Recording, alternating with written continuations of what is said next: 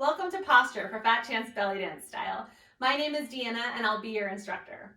The posture in this dance style is essential. It's the key for finding the isolation from the upper body and the lower body. In this class, we're going to cover everything related to posture from the feet all the way up and out through the hands. I'm glad you're here. Let's get started. So the first thing we're going to look at are the feet. Everything starts from our foundation. So go ahead and bring your feet pretty close together, whatever's comfortable for you. So my feet are not side by side. That's not really comfortable for me, but they're also not any wider than hip distance apart. So my starting position for my posture, my feet are pretty close together. Go ahead and spread your toes nice and wide. And then take a moment here. Let's shift our weight forward into the balls of our feet. And then shift your weight back so that you're in your heels and you're lifting your toes. And let's do that again, shifting your weight forward into the balls of your feet. Notice your whole body tends to go forward, yeah? And then shifting your weight back into your heels, lifting your toes. And now let's change this up, finding your neutral foot position. Now let's roll to the outside edges or the lateral arches of our feet. And then bringing your feet flat, let's roll the inside edges or the medial arch of our foot. This is what most people think of as the arch of their foot, but there are 3 arches in our feet. All right, and then coming back to a neutral position. Now in our dance style, we're gonna want to kind of keep our weight more in our heels. That way our weight sits back over our heels, and you'll feel this when we align the rest of our body. But typically if we put too much weight in the balls of our feet, then we tend to shift more forward, losing our balance a little bit, and it really affects the legs, and it contracts a lot of the muscles in the body and inhibits movement and isolation. So try to bring the weight a little more in the heels, just enough so you can lift your toes and wiggle them a little bit. Now, different movements throughout our vocabulary are going to have our weight in different parts of our feet. So this is just our neutral posture for our foot position. All right, one last thing, let's make sure that our toes are pointing forward as well. So if our toes are going out, this is a more external rotation in the hips. And if our toes are going in, that's more internal rotation in the hips. So we want to find neutrality. We want to be nice and neutral. So try to point your toes forward and see how that feels. It should feel pretty good on your knees. It should feel pretty good in your hips. People sometimes have imbalances, maybe in their knee joint or in their hip joint. So don't force it if it doesn't work well for you, but I want you to bring awareness to how you stand, where you hold the weight in your feet, and if you have internal or external rotation naturally happening in the hip joint. Okay, so let's move up to the knees. So let's look at the knees. When we are in our dance posture, we want to have our knees nice and soft. So that doesn't mean a super strong bend in the knees. We're not trying to tax the quadriceps too much. So just a soft bend in the knees. How much you bend might be a little different from one person to the next. For instance, some people might hyperextend their knees, and when they think their knees are bent, their legs are actually straight. Maybe they need to bend their knees a little bit more. So play around with what feels right for you. You'll notice when you bend your knees, your weight wants to naturally shift into your heels, which goes back to what we were talking about with our feet. So just making sure that you can still find even weight in your feet, soft through the knees, and then just notice how your weight shifts back a little bit. We're going to use that as we continue to work our way up. Looking down, just making sure that your knees are in line with your toes, so the knees aren't going out too much or in too much. They're right in line with the toes. That's going to make sure that we have a nice even tension between both sides of the knee joint. All right. Now, throughout our practice and all the movements that we teach, you're going to hear people say, you're bend one knee and straighten the other. And when we say straight, we really still mean this neutral posture. So we're never going to lock out our knees. That will inhibit movement. So this soft bend in your knee, that is your dance posture. That is your quote unquote straight leg in your dance posture. We're just going to be bending one knee more than the other. So keep that in mind as we go throughout our classes. All right, now let's look at the hips. So take a moment and put your hands on your hip bone. So that's the bony part of your hips. You may or may not be able to feel them, but just see if you can dig in there a little bit and feel them. All right, so this is your hip bones, and ideally this is where we don't want the feet to be any wider than. So some people think that when we're talking about the hip bones, maybe we're talking about the parts that kind of stick out on the side. This is the hip joint, so we want to think about the hip bone, the ASIS, so the anterior superior iliac spine. This is what we're talking about when we say hip bones. All right, so take a moment, put your hands on your hip bones, and go ahead and find, of course, your neutral foot position and your soft knee position.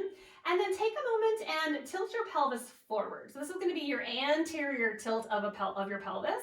And then take a moment and tilt your pelvis back. This is more of a posterior tilt. So let's do that again. Anterior tilt. Notice how that feels in the lower back. You might feel a little bit of tension and contraction in the low back.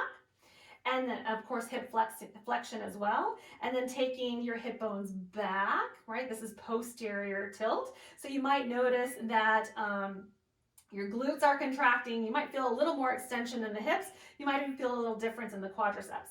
So what we're trying to do in our hip posture is find the neutral. So we're not going to anteriorly tilt, and we're not going to posteriorly tilt. We want to find that posture just in between. And so sometimes if you just kind of tilt your pelvis forward and back, and then gradually slow that down, you may find your neutral pelvis. So we don't want our glutes contracted, so we're not trying to lock out our hips. We want to keep our glutes nice and soft, and we don't want to have too much hip flexion, so keeping your shoulders still stacked over your hips. So playing around with that neutral hip position, pelvis position.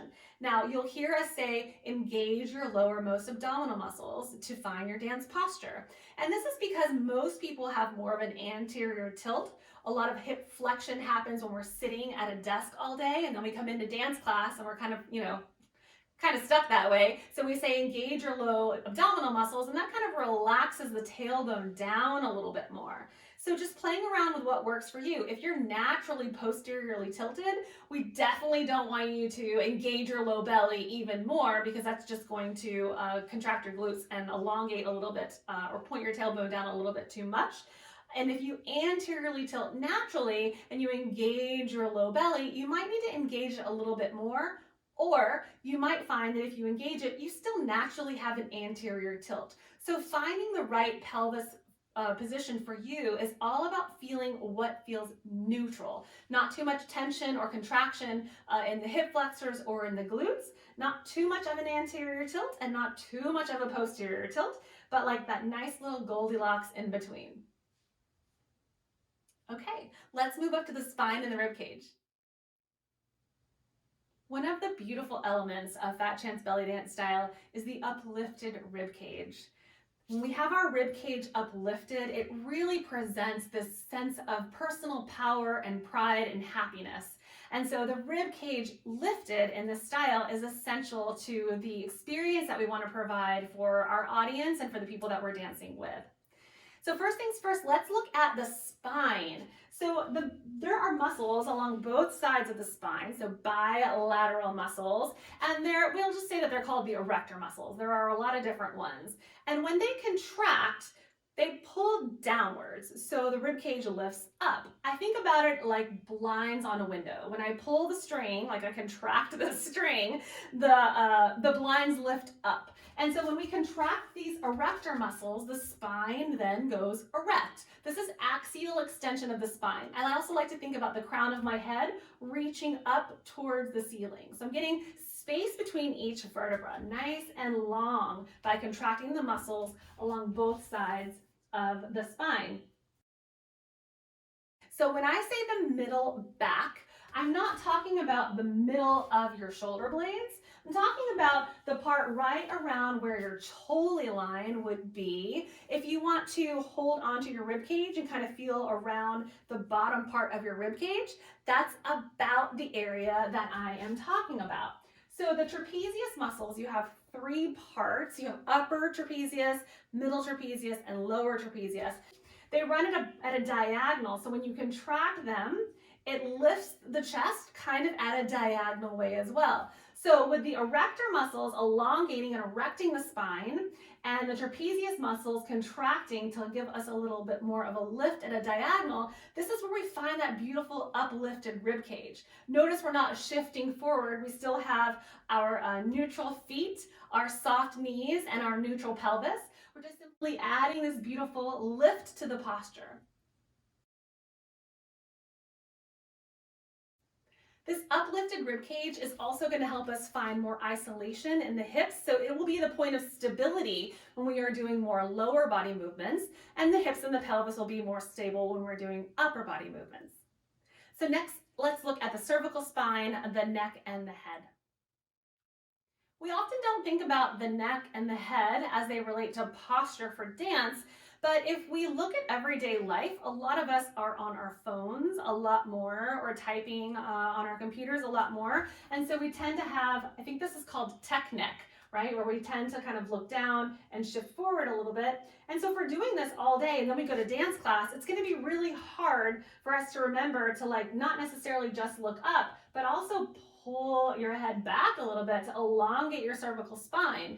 So we want to think about, of course, the crown of our head reaching up, like we talked about with axial extension of the spine, but I also like to think about the back of my head coming along an imaginary wall. I'm not tucking my chin, I'm still keeping it nice and neutral. That's going to help elongate my neck, kind of pull my head back a little bit to keep everything nice and aligned. This is also going to help me relax my upper trapezius muscles a little bit more, release tension in my neck, release tension in my jaw, and overall feel much better when I leave my dance class. All right, so next we're going to look at the arms and the shoulders. The position of the shoulders and the arms in FatChanceBellyDance Style is going to vary depending on the movements that we are executing. However, there are a few elements related to shoulders and arms that will be pretty much in every posture and every movement that we do. So let's go ahead and look at those today. So finding your nice even weight in your feet, your soft knees, your neutral pelvis, and your uplifted rib cage. We want to make sure that our cervical spine is in alignment and elongated, shoulders down and away from our ears. So with our shoulders in this style of dance, we always want to keep them away from our ears. So we're never going to do a movement that brings our shoulders up. Even when we lift our arm, our shoulder is still going to stay down. So just keep that in mind throughout all of our movements. Shoulders are going to stay away from the ears. Imagine that you're wearing big spiky earrings, if you're in full costume, you definitely don't want the shoulders to come up and stab yourself with your earrings. So keeping the shoulders down. I also like to think about the tips of my shoulders reaching out, and that really broadens through the chest and also helps me create a little more space for my rib cage lift. Now the arm movements in our style are all going to come from the shoulder joint. So we're going to have a lot of internal rotation. We'll have a little bit of neutral and external rotation, mostly internal rotation. So if we bring our hands to our sides, we can see that we are in slight internal rotation at the arms. Otherwise, we would be more of anatomical neutral here. So slight internal rotation at the arm. The elbows are also always going to be soft, kind of like the knees. So always a soft bend in the elbows. Now, when we're in this neutral posture, the starting out position, if you will, think about the hands as well. So if we bring our hands to our hips, we're going to be blocking off any type of hip movements that we're doing. So I like to bring my hands down around my hip joint or a little bit longer. It's going to help elongate the torso, but also it just depends on, how long your torso is or how short your torso is. You might find that your hands right at the hip joint is plenty for you. We just want to have a nice rounded arm position here and not too angular, right? So a nice beautiful negative space between our arm and our hips and our waist. The fingers are going to be nice and soft. We'll talk about fingers a little bit more when we look at zills. So this nice neutral arm position, wherever we take our arms, we're going to have that slight internal rotation. And we'll look at arms a little bit more in some other classes, but just keep in mind, shoulders relaxed, elbows nice and soft, and always a little internal rotation in our dance beginning posture.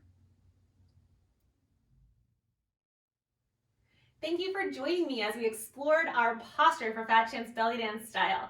I know there are a lot of details and it's quite different from the way that we normally go throughout life. So just remember to come back to your posture throughout your practice. Start there at the beginning of class. Keep checking in, reminding yourself, checking in with your posture. Where are my shoulders? Where are my knees? Where are my feet? And I promise in no time it will become muscle memory. You're going to find more isolation. You're going to find more lifted rib cage. You're going to find that this posture helps heal our bodies and keeps us dancing for a lot longer. Thank you so much for joining me.